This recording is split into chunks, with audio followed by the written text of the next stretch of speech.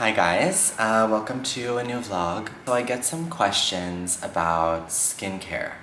So I thought that I would start this vlog just because I just showered, so I'm gonna do my skincare anyway. So I thought that I would just share it with you, what I normally do. And then also chat about some books, also chat about like a treatment I had yesterday. Anyway, I'm starting with this light toning water. It's the high moisture formula from Muji. A toner, it's like a question whether you really need it or not. Depends on what you're targeting in your skin. So this one is specifically for moisture.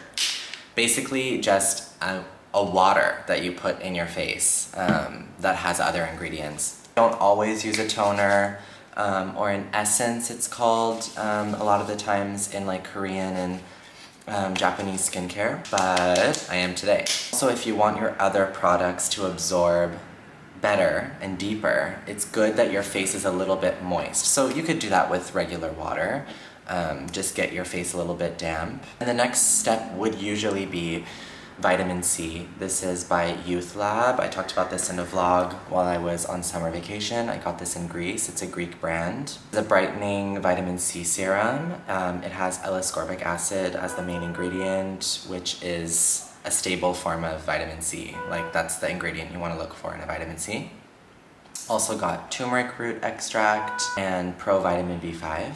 I'm not going to use this now because vitamin C can be a little bit irritating to the skin. It's important to start on a low percentage or just start using it like not every day, would use it like every other day or every 3 days. My skin doesn't react to this at all, like in a negative way, except on days that I shave my face, which I just shaved now. It's just that the skin and the pores there are very open and just more likely to be upset, aggravated. So I'm not going to use this now, but I would use a vitamin C serum first. Then the next serum that I'm using is by The Ordinary. I'm sure you know this brand. Very, very good products and good ingredients for very affordable prices. I think this was about €8. So this is hyaluronic acid 2% plus B5. Hyaluronic acid is just a really good ingredient for moisture in your skin. It's a humectant, so it takes water from the air and pulls it into your face. So that goes on next. Neck, hands. Okay, then the next thing would be moisturizer. There's two that I kind of oscillate between. This one is by Aven. It's a French pharmacy brand that I really love. I've used this cream for years. I think Ohad and I have gone through maybe 8 or 9 of these. I always pick it up whenever I'm in a European country. You can probably get it in the States also, just might be a little bit more expensive. But this is the Tolerance Extreme Rich Cream. This is like a fuss-free moisturizer. It has a slight smell of like olive oil / yogurt, which might be kind of weird for some people, but for me it like basically doesn't smell like anything. This is not some kind of like $200, you know, celebrity face cream. This is just like straight up French pharmacy. Really good for sensitive skin, and in ways I feel like everyone's skin is sensitive to a certain extent. So I don't think you need to consider yourself having a really sensitive skin in order to use that. All skin types at all times of the year. And if you have time, you can, you know, massage your face. Some different techniques. I can make a video about that if you want. But I think just the most important thing is to do any kind of massage to your face. Just get the blood flow going. Okay. That's that. Oh, the other one that I use sometimes is Clinique Moisture Surge Intense. This is more of a gel cream. It has more of like a jelly kind of consistency. I like them both. I just am drawn to use one or the other sometimes. This is actually very good under makeup, I think because it has glycerin in it. So that kind of creates like a film, but not in a bad way. Just like a top layer to your skin that I feel like seals everything in and is also really good under makeup, like as a primer. So if you're a makeup wearer and you're looking for a nice moisturizer and you have dry skin, I would recommend that. Last step is just sunscreen. This is another French pharmacy brand, La Roche-Posay. This is their Anthelios, I think is how you say it, Anthelios. 50 plus SPF hydrating cream. I just use 1 or 2 pumps of that. Kind of a moisturizer in itself. Depending on how my skin is feeling, I might also just use that as my moisturizer.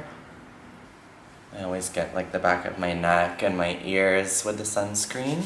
Toner slash essence, some kind of hydrating water if you want. Vitamin C, everyone should use vitamin C. It helps your face against pollution from the environment, and also can help with lightening some dark spots and pigmentation, brightening. Hyaluronic acid serum for moisture. Face cream, sunscreen. Okay, let's talk about books. So currently I'm reading Drive Your Plow Over the Bones of the Dead by Olga Tokarczuk. She's a Polish author. I have heard a lot about her and her work, specifically her book Flights, which was before Drive Your Plow. This was the winner of the Nobel Prize in Literature and also the winner of the Man Booker International Prize. This is a buddy read with Jessica from Jessica's Book Stack. She also gave me this book when I went to her house. She had 2 copies of it, so she gave it to me. So we're reading it together. Pretty sure she's finished it already by now. I suck with buddy reads because I'm slower than my reading partners. So we're in a remote Polish village with our main character's name Janina or Janina.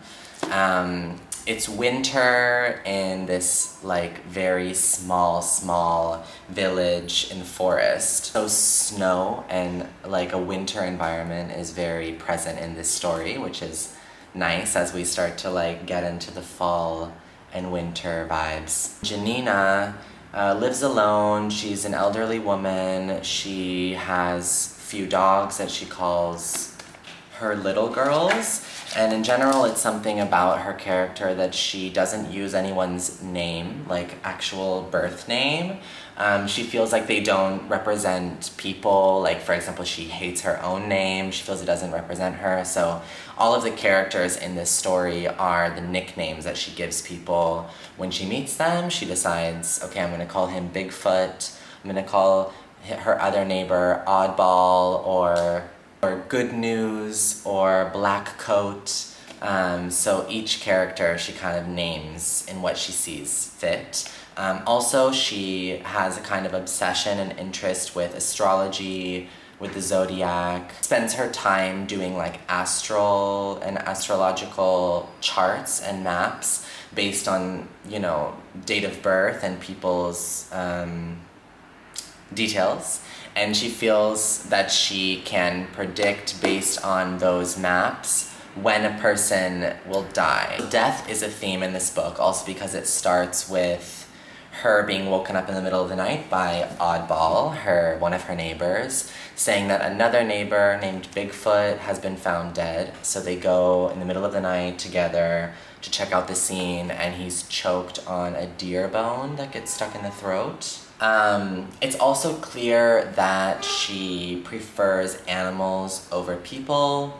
She's kind of what I would say is an animal activist, like an animal rights activist, which I feel like the theme in this book is sort of human versus animal, and that a human is a kind of animal, just different because we're humans, but, you know, why do we justify hunting animals but we don't justify hunting people? So she definitely feels like a responsibility to protect the animals in the wilderness. She gets really, really upset when she sees people hunting. So yeah, that's all I'm gonna say for now. I do think 80 pages in, it really, really reminds me of Death in Her Hands by Moshfegh, which I'm curious why I've never heard anyone make that comparison. Something very Moshfeghian about this writing. Jessica and I have been talking about it. And literally, Death in Her Hands follows an elderly woman who prefers animals over people, who lives basically in the woods in a cabin, and she's sort of investigating a death. Sounds to me like basically the same book. It is different, but super, super, like on a description, you could think that they're the same book, which is really interesting. I don't think I heard anyone really compare the two. I'll get back to you on that when I finish it. But I am enjoying it. Okay, camera died. That's fun. Where was I? I wanted to I don't really do TBRs, as we know, because I'm a mood reader and I have no idea what I'm gonna wanna read. However, there are some books that I feel like I'm drawn to read in the winter and fall, like fall-winter months. So I thought that I would share those with you, and they're just books that are either up on my shelf or on my Kindle. First one, which I already kind of started, is M Train by Patti Smith. When I finish Drive Your Plow Over the Bones of the Dead, I want to continue and finish this.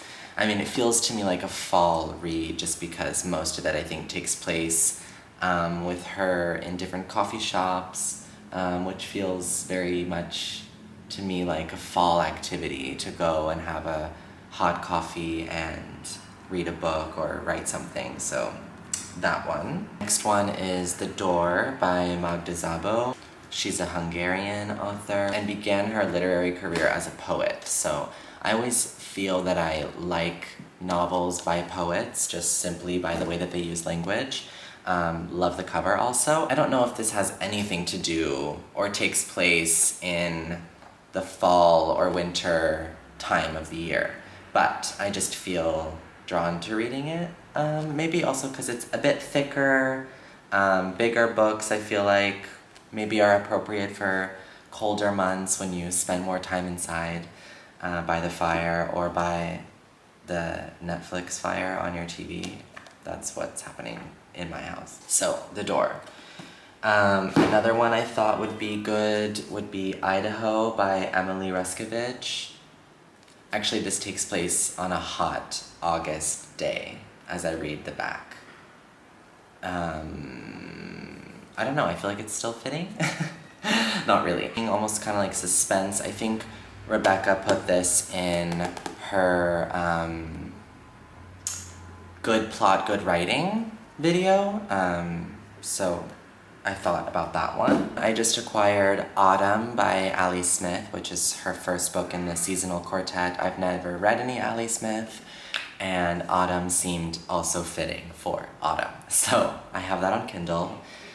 So that one. And also I would love to finish the Southern Reach trilogy by Jeff Vandermeer, the last one being Acceptance. I really, really loved the first two. I wouldn't consider myself someone that generally leans towards science fiction, but I just thought the first book, Annihilation, is perfect to me. I think that book is perfect.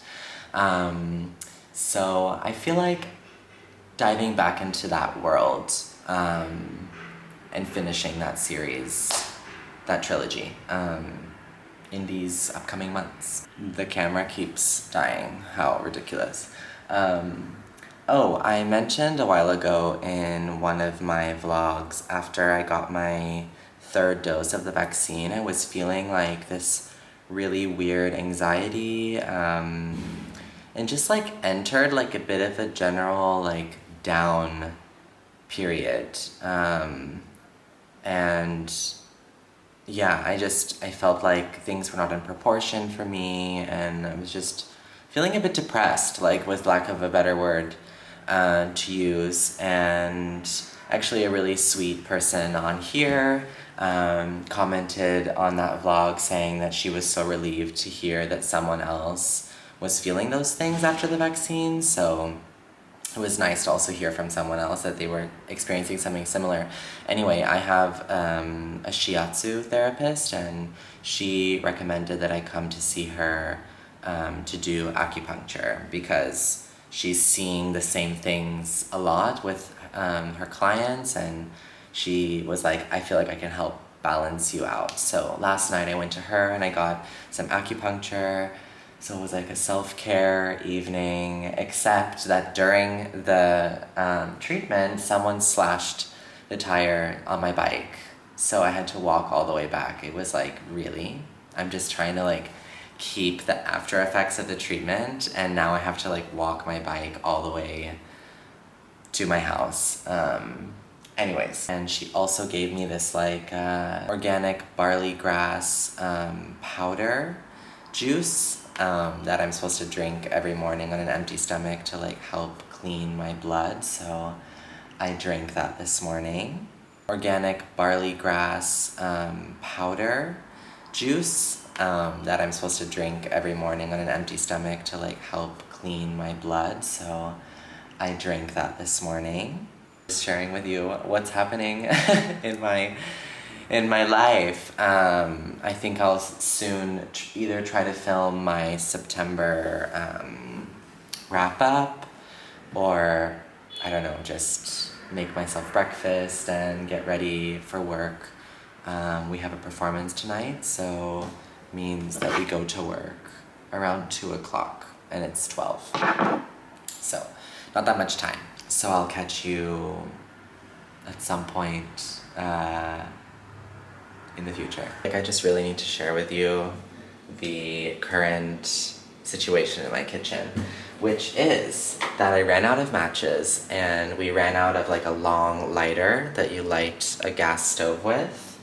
So we are going full medieval vibes. And literally the only thing that we found that works for now is to light a candle to light the stove. I'm just saying. Should we trend that? Should we make that like the new way to light your stove?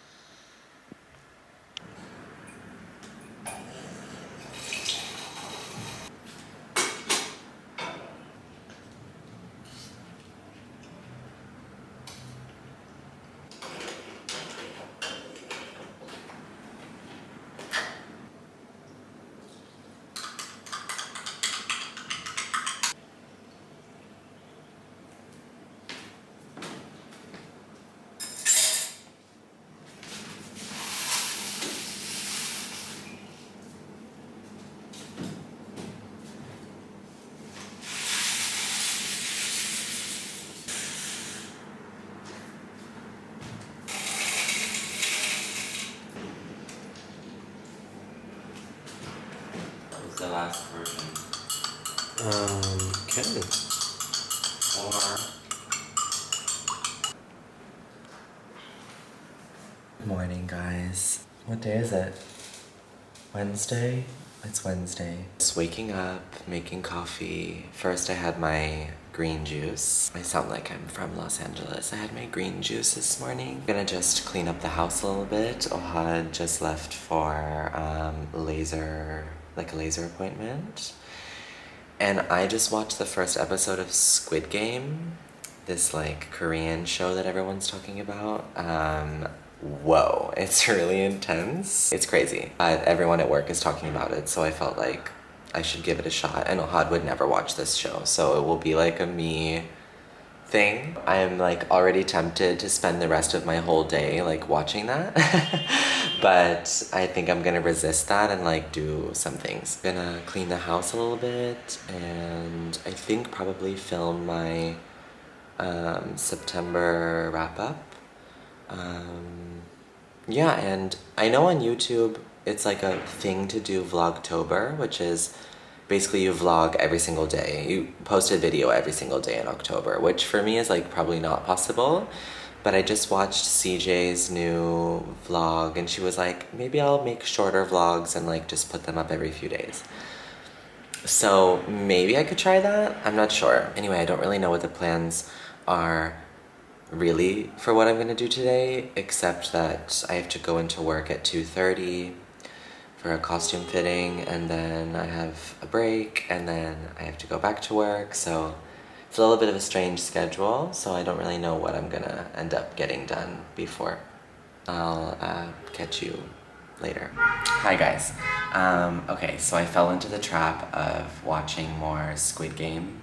So I was hoping that I would actually use my free hours of the day more productively and read more of this book and talk to you about it, but I don't know. I want to watch Netflix, I'm enjoying it, I did some cleanup in the house, took a shower, and I guess that reading this will really kind of have to wait until this weekend for my proper day off. Yeah, sometimes your brain, especially on like days when I have to work later, it's like my brain doesn't fully feel like it has enough space to sit down and read patiently. It feels a bit more scattered, so it's hard for me to pick up a book. Anyways, I've been editing also today this vlog, and it's already about 20 minutes. So I thought that if I want to maybe create more content for October, for Vlogtober, that maybe I would just end this here.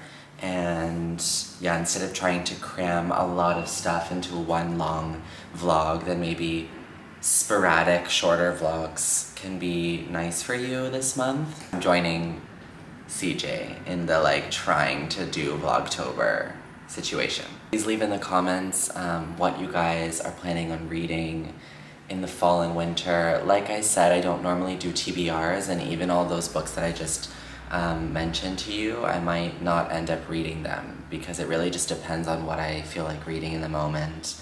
But there is something about fall and autumn and winter that I really love. I mean, don't get me wrong, like I love to sit on a beach and tan and like be in the summer months. I enjoy the summer. But there is something really grounding and comforting and just something makes me very happy about fall and winter. I mean, fashion-wise, I really love layering, I love sweaters, I love long trousers, I love dressing for the winter time. Yeah, just cooking soup and drinking more red wine, and I mean, I don't really get to spend time with my family, but with my, friends that are my family and my partner, I feel like it's a cozy time. And yeah, it's just also so hot where I live, so it's nice when we like finally get a break from that. I'm inclined to like think more about what I want to read during these months. But anyway, let me know what you're feeling like reading, what are your recommendations, or what's on your radar. I'm gonna make some lunch before work, and I'll see you in the next one. Thanks so much for watching. Bye.